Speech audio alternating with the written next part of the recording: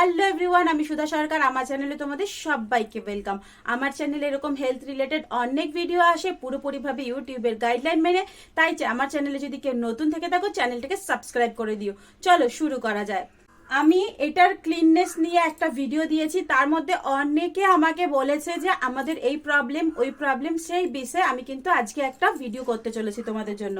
দেখো, অনেক ছেলেরা আছে যাদের কিন্তু এইটা ওপেন থাকে, মানে তাদের যে স্কিন আছে সেটাকে কেটে ফেলা হয়। কেন? তাদের স্কিনটা এরকম উপর দিকে থাকে, তাই তাদের যখন ওয়াশরুমে যায়, টয়লেট করে বা তাদের পিছনে যায় না, পেইন হয়, তারা ঠিকভাবে রিলেশন করতে পারে না, তো তার জন্য তাদের এই স্কিনটা কেটে এতটা করা হয়ে যায়। তো এটা কেটে বাদ দেওয়া হয়, স্কিনটা পুরো নিচের দিকে থাকে আর এই এরিয়াটা পুরো ওপেন থাকে। যাদের এই স্কিনটা ওপেন থাকে না, তাদের এরকম ভেতরে এরকম থাকে আর স্কিনটা উপর দিকে থাকে। এবার বলি এইটা বলার কারণ কি। অনেক ছেলেরা আছে যারা ওয়াশরুমে যাচ্ছে, পাবলিক টয়লেট ইউজ করছে বা রাস্তাঘাটে কোথাও ওয়াশরুমে যাচ্ছে, কিন্তু সেখানে জল নেই, তারা নিজেদেরকে ক্লিন করতে পারছে না। আর টয়লেট লেগে লেগে কি হয়, এই যে এই জায়গাটা আছে না, দানা দানা দানা দানা হয়ে যায়। প্রথমে এই মাথাটা আছে না, জ্বলন হয়, জ্বলন হয়ে এই জায়গায় দানা দানা দানা দানা হয়ে যায়, একদম মনে হয় পুরো ঘামাচির মতন হয়ে গেছে। এটা হয় যাদের খোলা আছে তাদেরও হয়, যাদের আটকানো আছে তাদেরও হয়। উল্টে যাদের খোলা আছে তাদেরকে ঘষা লেগে লেগে হয়, কিন্তু যাদেরকে খোলা থাকে না তাদের এই স্কিনের ভেতরে টয়লেট থেকে মাথাটার মধ্যে পুরোপুরি ভাবে এরকম র্যাশ এসে যায়, ইচিং হয়, জ্বালান আসে, কেটে যায়, ফেটে যায়। এগুলো কিন্তু সুগারের সিমটম। তো তোমরা আগে ব্লাড সুগারটা টেস্ট করবে। অনেকের আছে সুগার নেই কিন্তু পাবলিক টয়লেটে তাদের ইনফেকশন আছে, তাও তোমরা সুগারটা একটু টেস্ট করে নেবে। এখন দেখো, একটা বাচ্চার যদি এরকম হয় তাহলে তো সেটা সুগার টেস্ট না, তাহলে তাকে ক্লিননেসের দিকে ধ্যান দিতে হবে। 18 বছর অবধি যদি কোনো ছেলের হয় তাহলে তাকে এটা ক্লিননেসের উপরে ধ্যান দিতে লাগবে। হ্যান্ড প্লে কম করতে হবে। হয়তো সে কি করছে, খুব হ্যান্ড প্লে করছে, বাড়ির কেউ চলে আসলো, ওরকম ভাবেই রেখে দিল, বাট ওই যে লিকুইডটা আছে ওইটা লেগে লেগে ওইটা শুকিয়েও কিন্তু এই জায়গাটা খারাপ হয়ে যায়। বাট যাদের 20 বছর 25 বছরের উপরে হয়ে গেছে, যারা ওরকম করছে না, যাদের বিয়ে হয়ে গেছে, যারা পাবলিক টয়লেট ইউজ করছে বা বাড়িতেই ইউজ করছে, ধোয়া অবধিও তাদের এই জায়গাটা জ্বালান হচ্ছে, ঘামাচির মতন হচ্ছে, তারা কিন্তু সুগার টেস্ট করবে। এখন বলি, এই যে এইটা হয় কেন। যাদের স্কিন নেই তাদের কি হয়, উপরে একটাই ক্যারাটিন লেভেল থাকে আর তাদের কোনো প্রোটেকশন থাকে না, তাদেরটা ওপেন থাকে, তাদের ঘষা লেগে লেগে এরকম কিন্তু ওই ক্যারাটিন লেভেলটা চলে যায় আর অ্যালার্জির মতন হয়ে যায় সেই জায়গায় ইউরিনটা লেগে। আর যাদের স্কিন থাকে তাদের ভেতরে ইউরিন জমা হয়ে হয়ে তাদের কিন্তু ওই জায়গায় দানা দানা হয়ে যাচ্ছে, কারণ তাদের এই জায়গাটা ড্রাই হচ্ছে না। তারা যে ইউরিনটা পাস করছে সেই ইউরিনটা ওইখানে লেগে আছে, বা তারা যে হ্যান্ড প্লে করছে সেই যে লিকুইডটা আছে সেইটা এখানে লেগে আছে, তারা জানেই না যে ওই জায়গায় জমা হয়ে আছে। তার জন্য কিন্তু এই জায়গায় এরকম ইনফেকশন হয়। এখন বলি, এই ইনফেকশন গুলো হলে, এই যে দানা দানা হয়েছে, এই দানা দানা হলে তোমরা কি করবে?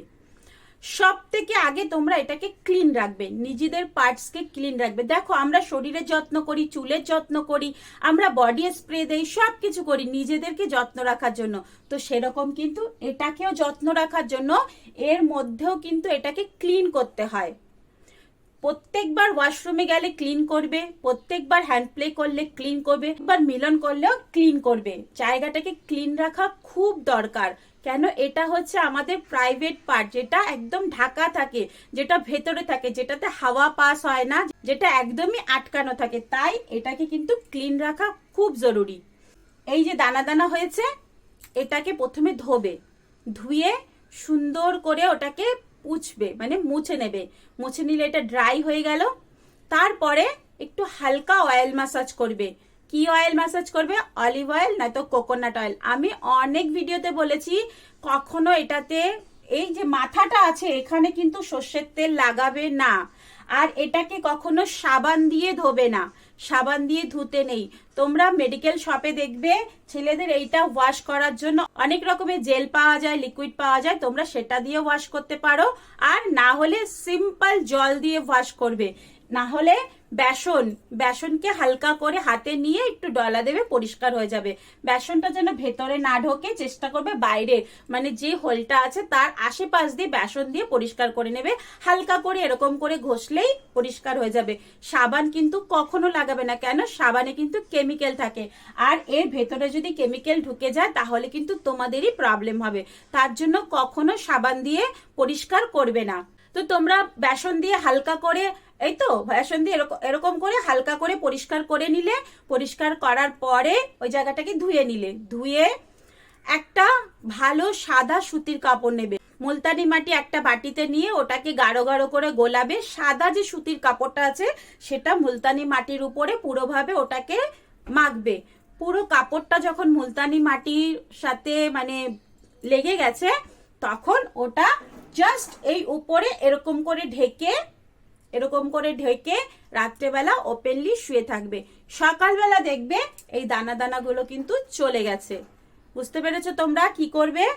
এটা যদি তোমরা 1 সপ্তাহ মতন করো, 1 সপ্তাহ লাগবে না, 2-3 দিন করলেই দেখবে দানা দানাগুলো চলে গেছে। মুলতানি মাটি একদম সেফ, কোনো সাইড ইফেক্ট নেই, কিছু নেই, তোমাদের কিন্তু ভালো হয়ে যাবে। এটা কিন্তু পরিষ্কার হয়ে যাবে। আর যাদের এরকম স্কিন আছে তারা কি করবে, স্কিনটাকে হালকা নিচের দিকে নামিয়ে ওখানটাকে সেম বেসন দিয়ে পরিষ্কার করে সেম প্রসেসে মুলতানি মাটি ডিপ করে লাগিয়ে দেবে। আর এই সব মুলতানি মাটি লাগানোর পরে কিন্তু আর কোনো কিছু রিলেশন করবে না, কিচ্ছু করবে না, জাস্ট ঘুমিয়ে থাকবে, যাতে ওপেনলি শোবে, যাতে এর মধ্যে হাওয়া এসে মুলতানি মাটিটা শুকিয়ে যায়। মুলতানি মাটিটা শুকাতে শুকাতে তোমাদের এই অ্যালার্জিটাও কিন্তু শুকিয়ে যাবে। এটা এক প্রকারের অ্যালার্জি মতনই আছে। তো বন্ধুরা, আজকের ইনফরমেশন এইটুখানি। যদি ইনফরমেশনটা তোমাদের ভালো লেগে থাকে তাহলে লাইক করে দিও, কমেন্ট করে দিও। আর সবাইকে বলছি টাটা বাই বাই। এরকম যদি তোমাদের আরো কোনো কিছু জানার থাকে আমাকে কমেন্ট বক্সে জানিয়ে দিও, আমি তোমাদেরকে এরকম অনেক ইনফরমেশন দেব। তো চলো বন্ধুরা, টাটা বাই বাই। সবাই সুস্থ থাকো, ভালো থাকো, অনেক অনেক হ্যাপি থাকো। আবার দেখা হচ্ছে নেক্সট ভিডিওতে। ততক্ষণের জন্য টাটা বাই বাই।